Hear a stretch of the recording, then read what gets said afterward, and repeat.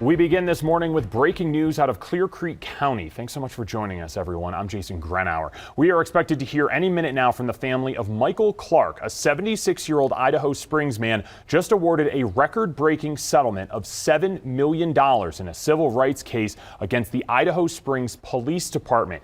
It appears that the family and or the attorneys will be stepping up to that podium any moment. But we want to give you the background here, and that's the video you're seeing right now on the left. This lawsuit claimed that Clark was wrongfully assaulted by Idaho Springs police officers. The settlement appears to be the largest amount for a civil rights case in Colorado not involving a wrongful death. Now, this all started with a report that a man had punched a woman. Police body camera video shows two officers knock on Clark's door. They did not announce themselves as police. They told him to get on the ground and then eventually tased him without warning. That body camera shows that Clark answered the door holding a collectible sword, but put it away on top of a shelf when told to do so. Court documents reveal one of the officers admitted to kicking Clark and punching him in the back of the head. Now, in the lawsuit, Clark claimed violations of his civil rights by two officers, Nicholas Hanning and Ellie Summers. He also sued the department, claiming it failed to train and supervise its officers. Hanning was charged with assault of an at-risk adult. Again, he was an older man.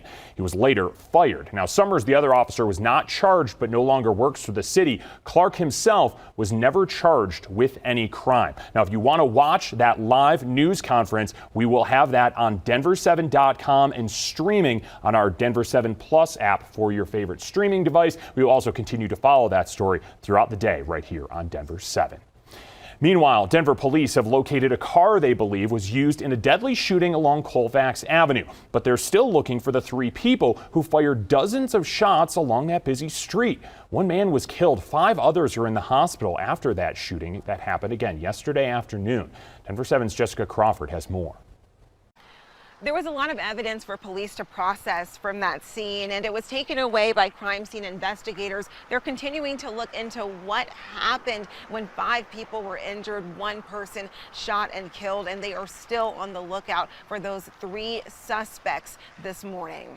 Of the 5 hospitalized victims, we know 3 are in critical condition. 2 others have non-life-threatening injuries. Police say the victims were standing on the corner of Colfax and Verbena when a group pulled up in their car, got out, shot at people standing there on the corner, and then drove away. Officers found the car blocks away, and they think the shooters got into a dark SUV, something like a Ford Explorer.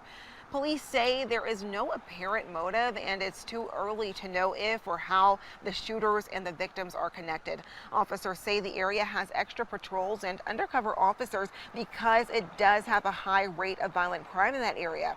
But neighbors that we spoke to still say they want to see something more being done. I think the police. All right, well, we are going to move on now to the latest from Aurora, and Aurora police are still looking for this man accused of killing 4 people. They increased the reward for information leading to Joseph Castorena's arrest to $15,000. If you see him, do not approach him, just call 911. Police also identified the 4 people killed on North Geneva Street early Sunday morning. They ranged in age from 20 to 51 years old, and 3 were from the same family. Details of an apartment fire in Lakewood just keep getting worse. We've learned it was not an accident. Police now say it was an arson. As Denver 7's Veronica Acosta reports, the search continues for the juvenile suspects. Police say they're looking for 2 boys who they believe intentionally set that fire that burned a portion of the Lakewood apartment complex and also killed a mother and her daughter. We told you 31-year-old Kathleen Payton and her daughter, 10-year-old Jasmine Payton Aguayo, died in the fire. At least 10 others were injured too. Now police are saying video evidence as well as witnesses helped them connect these 2 boys to that fire. They say residents know who they are, but it's still unclear if the 2 even live at the complex. Something else that's unclear this morning, how exactly that fire started. As far as types of accelerant, the way they did it, we're still looking into that, but we are confident that we know who the 2 are that started this fire and killed that mother and daughter. We don't have the names of those 2 suspects because police won't release them since they're juveniles, though police do say there are arrest warrants out for them for first-degree murder and first-degree arson. In Denver, I'm Veronica Acosta, Denver 7.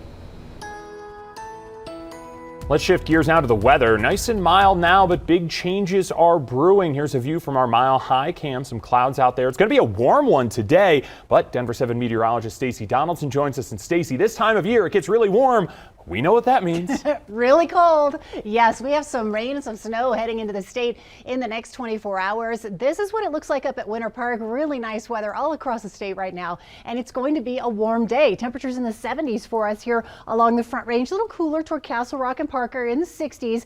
But we have a lot of watches and warnings. Mostly high fire danger here for southeastern Colorado. And then all of these watches and warnings have to do with snow off to the west. So fire weather warning in effect till this evening just to the east of Castle Rock, down toward Colorado Springs into southeastern Colorado. Winter storm warning until Friday as we get some snow coming through western Colorado and eventually here for the Front Range. Winter weather advisory here for our central mountains and a wind advisory for the rest of the day for the northwestern part of our state. So as you can see, we'll have some rain move in Thursday afternoon and evening, and it changes over to snow late night and then into early Friday as well. We'll be talking more about this storm and how it will affect us to round out the week coming up in a few minutes. All right, Stacey, thank you. And a reminder, you can get 24/7 Colorado weather updates and live radar right on your TV. Just download the free Denver 7 Plus app for your favorite streaming device.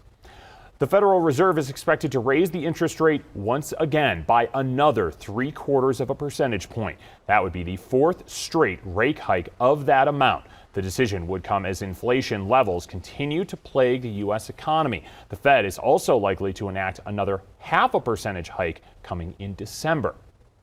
There are just 2 public hearings left for the schools facing closure in Jefferson County. Each school is getting a 1-hour hearing before the school board votes on whether or not to close them. Community's opportunity to come before the Board of Education in person to be able to vocalize their thoughts and opinions as it relates to the recommendation. The board will vote on the entire school closures, the entire list of them, next Thursday. Meanwhile, tomorrow is an important day for Denver Public Schools and the 10 schools facing closure there. Tomorrow afternoon, Denver's Board of Education will have a work-study session, and one of the 2 items on the agenda is the so-called School Unification Plan. That meeting starts at 4:30. It will be live streamed. The board is scheduled to vote on the plan just 2 weeks later on November 17th. Well, it is the home stretch to Election Day, and candidates, they're making their final pitches to voters. Control of both the House and Senate are on the line, hinging on some razor-thin margins in races in key states like Nevada, Georgia, and Pennsylvania. ABC's Jay O'Brien has new polling that shows where some of those races stand now and the political heavyweights that Republicans and Democrats are calling in the final days before voters go to the polls. Less than a week from Election Day and President Biden rallying for Democrats in Florida. So vote. Get out the vote and win. Vote, vote, vote. Biden laying out what he says is at stake this election, including bashing what he says are proposed cuts to Social Security and Medicare from Florida's prominent Republican Senator Rick Scott, leading Republican efforts to retake the Senate. They're coming after Social Security and Medicare in a big way. And he laid out a clear plan. He said every 5 years, Social Security and Medicare would have to be reauthorized. Scott over the weekend telling CNN the GOP won't slash retiree benefits. No, and I don't know one Republican that does. All of it as the home stretch to Election Day heats up. Control of the Senate hinging on races in key states like Georgia, where a New York Times Siena College poll found 49% of voters say if the election were held today, they'd back Democratic incumbent Raphael Warnock, 46% supporting Republican Herschel Walker.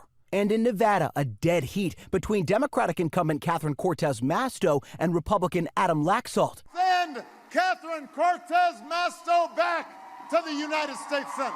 Former President Barack Obama campaigning in Nevada yesterday and planning an event in Pennsylvania this weekend for Democrat John Fetterman, holding a slight lead over Republican Mehmet Oz.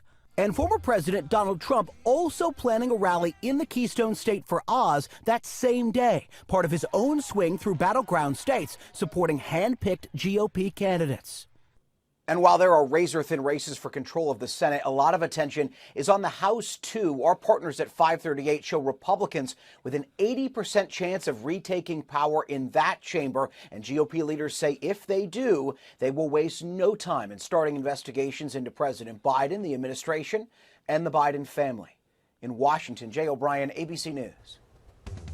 Let's talk Broncos now. He was rumored to be on the trading block, and now it's official. Bradley Chubb is no longer a Denver Bronco. The team traded him to the Dolphins in exchange for a first-round draft pick, a fourth-round pick, and running back Chase Edmonds. Chubb was leading the Broncos defense with 5.5 sacks this season, but general manager George Paton says it had to be done on the business side.